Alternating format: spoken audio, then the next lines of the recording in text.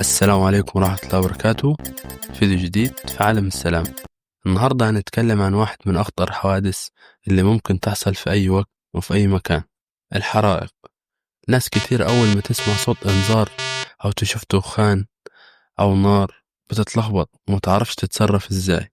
علشان كده الفيديو ده مهم جدا ليك، سواء كنت عامل أو فني أو مهندس أو حتى شخص عادي. لكن الحرائق بتحصل كل يوم وفي أي مكان، بتحصل في البيت أو في الشارع أو في أي مكان. الفيديو فيه معلومات بسيطة بس ممكن تنقذ حياتك وحياة اللي حواليك. ما تنساش السبسكرايب واللايك الجميل، ويلا بينا نبدأ الفيديو. هل كل الحرائق زي بعض؟ أكيد لا، الحرائق أنواع وكل نوع ليه طريقة مختلفة في التعامل. أول حاجة النوع A، ودي حرائق المواد الصلبة زي الخشب، الورق، القماش. تاني حاجة النوع B، ودي حرائق السوائل القابلة للاشتعال زي البنزين والجاز. تالت حاجة النوع C، ودي حرائق الكهرباء ودي أخطرهم.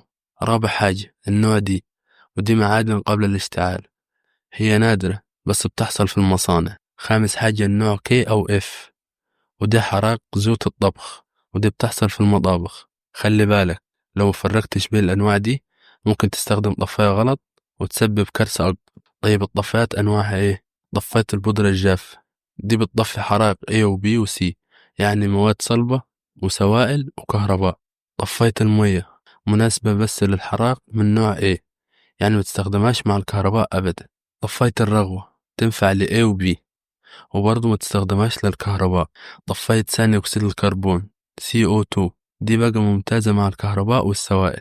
طفاية المطبخ دي بتكون للزيوت والسمنة، يعني لو في مطبخ مطعم أو بيت دي لازم تبقى موجودة. طيب إزاي نستخدم الطفاية؟ في طريقة سهلة جدا اسمها باس. B بول، يعني اسحب مسمار الأمان. A إيم، يعني وجه الخرطوم ناحية قاعدة اللهب. S سكويز، يعني اضغط على المقبض. S سويب، يعني حرك الطفاية يمين وشمال لحد ما النار تطفي. بس كده، شفتوا بسيط ازاي؟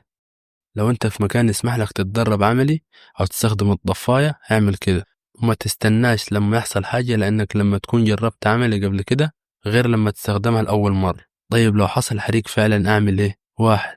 ما تتوترش، خليك هادي. 2. شغل الانذار او نبه اللي حواليك. 3. لو الحريق صغير استخدم الطفاية المناسبة. 4. لو الحريق كبير اخرج فورا واتصل ب180، ده رقم الحماية المدنية في مصر. اقطع الكهرباء لو تقدر بأمان. اقفل الأبواب لتقليل انتشار النار. ما تستخدمش الأسانسير، استخدم السلالم بس. ساعد الأطفال أو كبار السن في الخروج. في النهاية عايز أقولك الحرائق مش هزار والنار ما بتستناش. نفس كل الناس تعرف أن الطفاية دي مش ديكور، دي أمان في استخدام. وعلم اللي حواليك كل اللي تعرف، ولو اشتغلت في أي مكان اعرف مكان الطفايات فين، لأنك ممكن في لحظة تبقى بطل أو سبب في مصيبة. لو عايزنا نعرض فيديو عملي لاستخدام الطفاية بشكل مباشر اكتب لي في الكومنتات. ما تنساش اللايك والاشتراك وشارك الفيديو مع أي حد ممكن يستفاد منه. أشوفكم في الفيديو اللي جاي بإذن الله.